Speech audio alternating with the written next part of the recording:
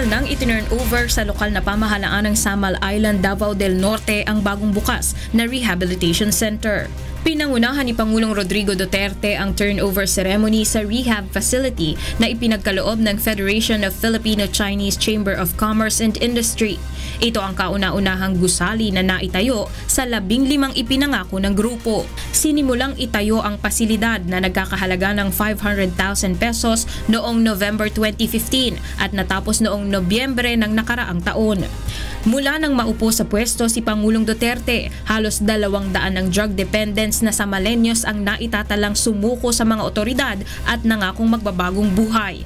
Ang community-based drug rehabilitation facility ay matatagpuan sa Sitio Maag, Island Garden City of Samal. Natuklasan ng Land Transportation Franchising and Regulatory Board na masyado ng luma ang bus na naaksidente sa Tanay Rizal 1 linggo na ang nakalilipas. Ayon sa LTFRB, halos 30 taon na ang naturang bus na pag-aari ng Panda Coach Tours and Travel Incorporated dahil ito ay ginawa noon pang 1988. Taliwas ito sa 2004 model na nakasaad sa rehistro nito. Ayon kay LTFRB Chairman Martin Delgra, ang sobrang kalumaan ng bus ang isa sa mga dahilan kung bakit nangyari ang trahedya na ikinasawi ng 15 sakay nito. Kasunod nito, iginiit ni Delgra ang pagsasailalim sa modernization sa lahat ng pampublikong sasakyan.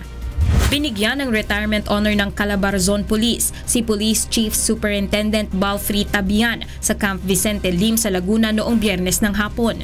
Si Tabian ay dating kaklase ni PNP Chief Ronald Bato de la Rosa na kapwa kabilang sa PMA Sinagtala Class of 1986.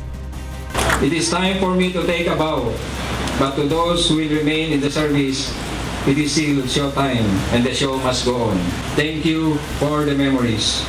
Matapos nito ay agad na isinunod ang turnover ceremony kung saan pinalitan si Tabian ni Police Chief Superintendent Mau Aplasca na dating hepe ng PNP Aviation Security Group. As your Regional Director, I would like all of us to vigorously pursue the commitment of our President and our Chief PNP to bring peace and security in our communities. Mahigpit ang ipinatutupad na seguridad ng Philippine National Police sa Custodial Center kung saan nakadetain si Senator Laila de Lima dahil sa kasong may kinalaman sa illegal drug trade sa New Bilibid Prison. Paalala ng PNP sa mga bibisita sa senadora, may oras lamang ang dalaw para sa pamilya at kaibigan. Kailangan din munang humingi ng clearance mula kay PNP Chief Ronald de la Rosa kung dadalaw doon ang mga kilalang personalidad.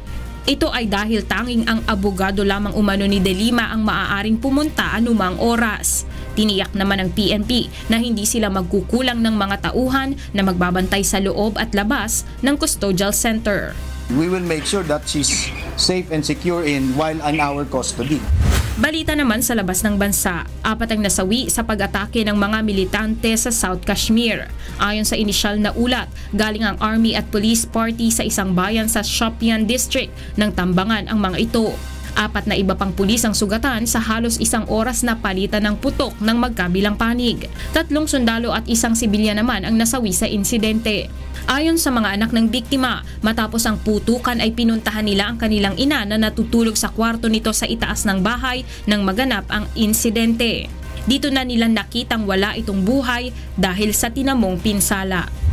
Bumiyahe na patungong North Sea oil fields sa United Kingdom ang pinakamalaking semi-submersible vessel ng China. Lula ng Xinguanghua cargo vessel ang floating platform para sa oil production, storage at unloading.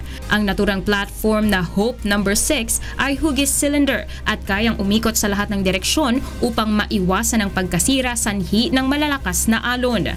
Ang oil and gas offshore processing plant ay ginawa sa loob ng 4 na taon. May bigat itong aabot sa 31,000 tonelada at may taas na 56 na metro o katumbas ng 18 palapag. Inaasahang darating ito sa North Sea oil field sa Hunyo kung saan ito mananatili sa loob ng 2 dekada.